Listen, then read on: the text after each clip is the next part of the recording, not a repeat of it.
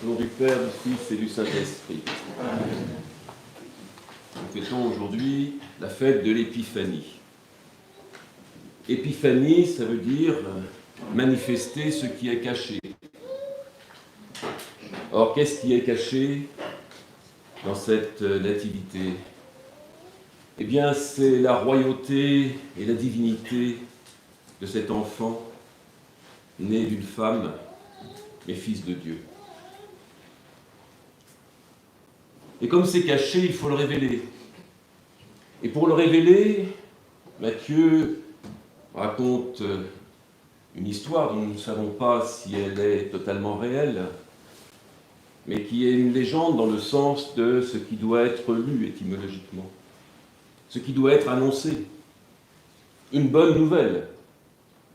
Et une bonne nouvelle qui doit être annoncée à l'univers entier et à moi personnellement.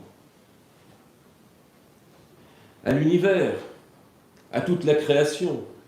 Et c'est pour ça que nous avons des mages qui ont été, dont on ne connaît pas le nom, on ne connaît pas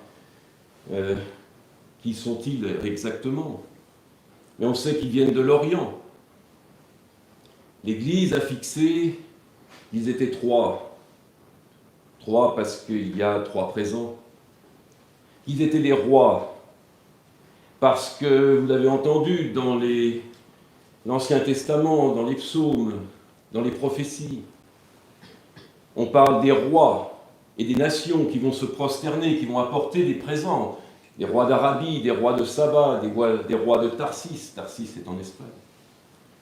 Et qui vont venir apporter de l'or, de la myrrhe et de l'encens.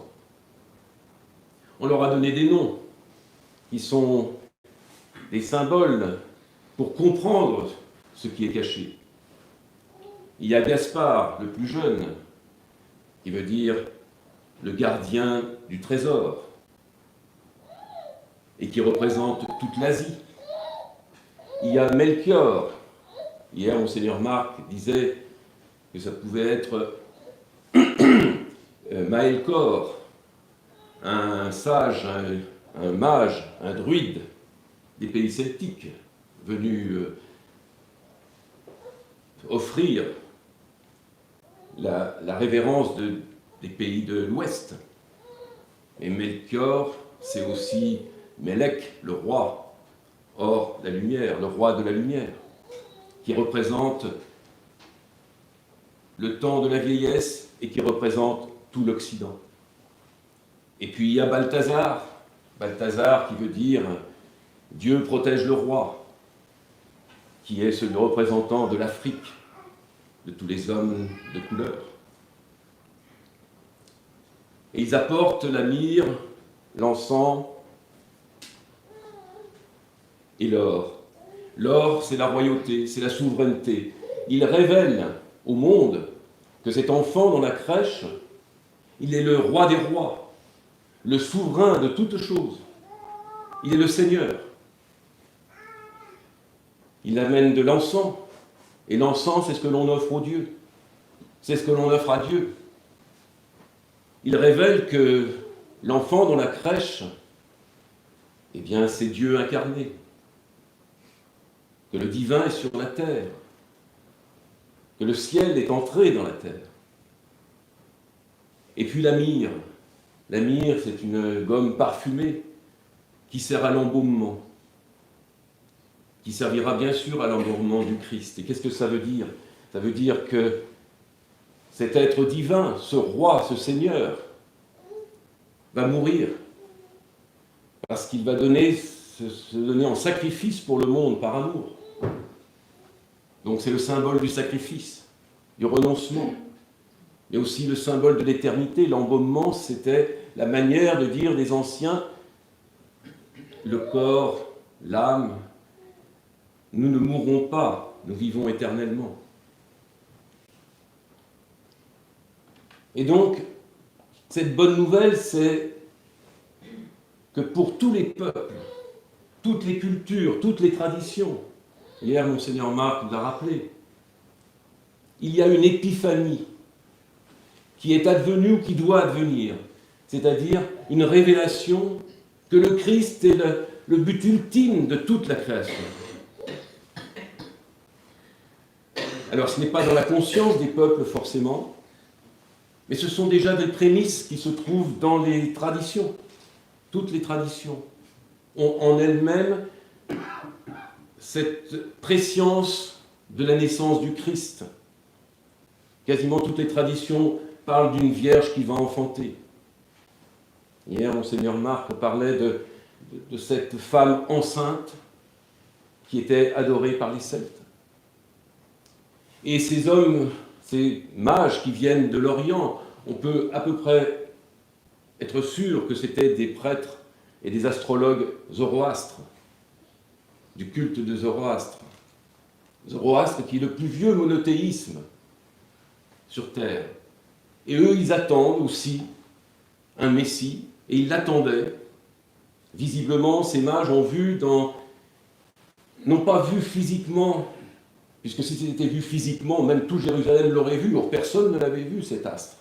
Mais eux, ils ont vu par leur science, dans la conjonction des planètes, dans une constellation qui montrait que c'était la Judée, que le Messie pouvait être né en Judée. Dans leur tradition, les Zoroastres, ils ont l'idée qu'il y a dans un lac la semence de Zoroastre et qu'un jour une vierge descendra dans ce lac et sera fécondée. Donc ces prémices sont là et il y a un temps de gestation, de maturation, de prise de conscience de tous les peuples du fait que le Christ est déjà venu et il est présent et il va sauver le monde. Le Seigneur Marc disait, il faudra peut-être attendre le 4e millénaire pour que toutes ces traditions le reconnaissent.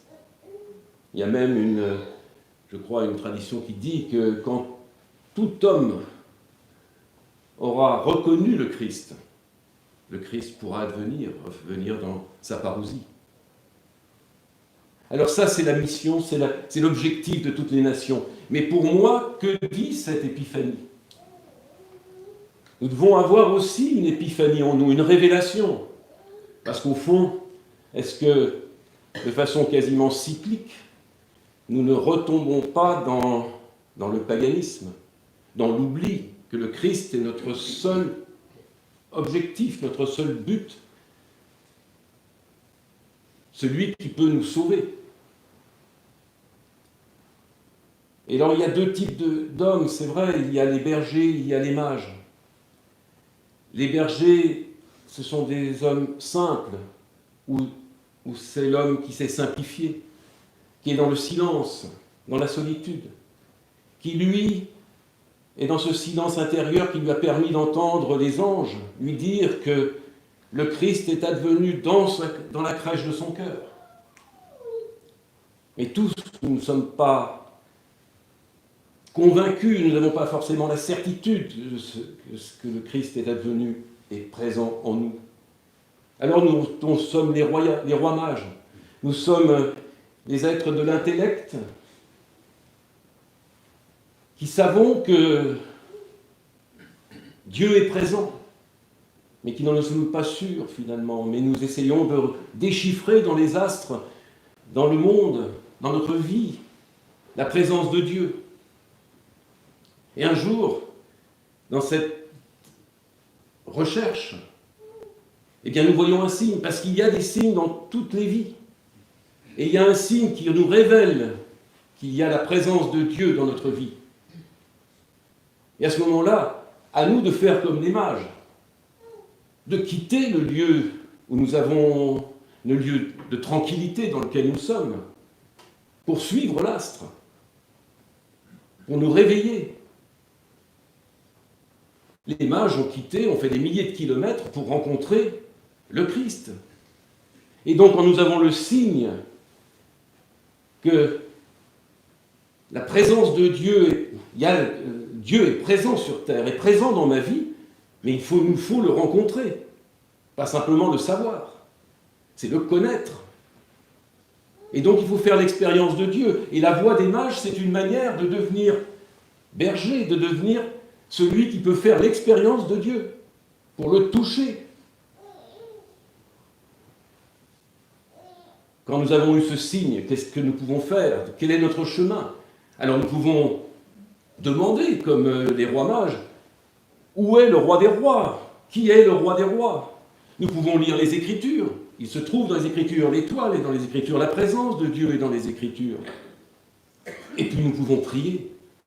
C'est la prière qui nous révèle le Christ dans notre cœur. Donc c'est ce que nous avons à faire.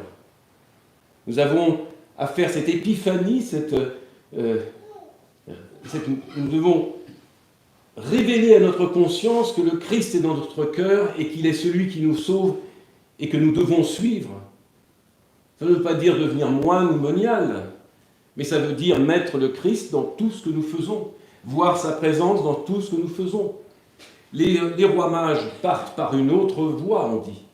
En fait, ils ont vu l'étoile à l'extérieur, mais au moment où ils ont rencontré le Christ, l'étoile est descendue à l'intérieur, et ils peuvent revenir dans leur monde, ils peuvent revenir dans leurs travaux, mais ils ont maintenant dans ces travaux le Christ à l'intérieur d'eux. Ils peuvent tout faire au nom du Christ, pour le Christ.